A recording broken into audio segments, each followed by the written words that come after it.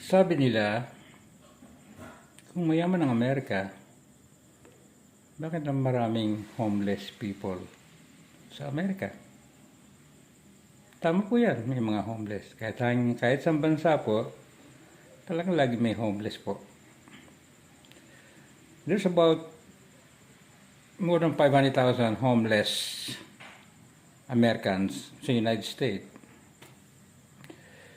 And at the same time, there's about 330 million population sa Amerika. Yung mga homeless sa Amerika, 99% of that is because choice nila yun. Gusto nila maging homeless. Una, may nakukuha silang pera sa Social Security or sa welfare o kung saan mga organization nakakakuha sila ng 95% po ng mga homeless sa Amerika are white people and black people, mostly po white. Kasi ayaw nila magtrabaho, choice nila yun eh. Pero kung sila magtrabaho at maayos ang buhay nila, magagawa po nila yun. Bigyan ko po kayo ng halimbawa. Tayo mga Pilipino at mga ibang lahi sa ibang bansa, pumunta tayo sa Amerika o pumunta kami sa Amerika. Walang dalang pera, walang dalang mga damit. Pero mabuhay ang mga Pilipino doon ng maayos. Masipag, nagtrabaho. Kahit anong trabaho sa simula, tatanggapin nila. May nabalita na ba kayong homeless na Pilipino sa Amerika? Wala. Kasi nga, ang Pilipino masipag,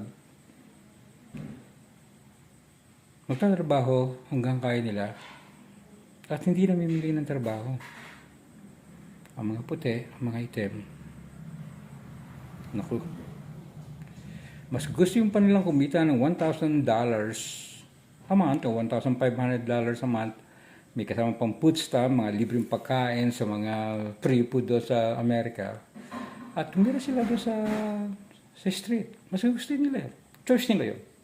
But remember, 330 million Americans population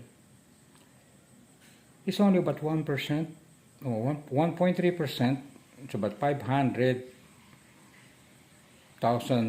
homeless na yun ang choice nilang mabuhay.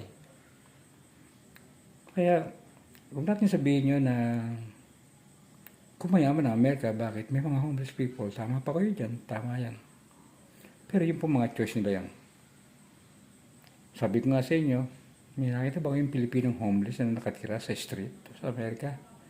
Siguro wala. Kung meron man, balitaan niyo ako. Ito po si Kuya Jose. Tama po ba o mali ang mga sinabi ko? Hanggang sa muli po, maraming salamat sa inyong pakikinig.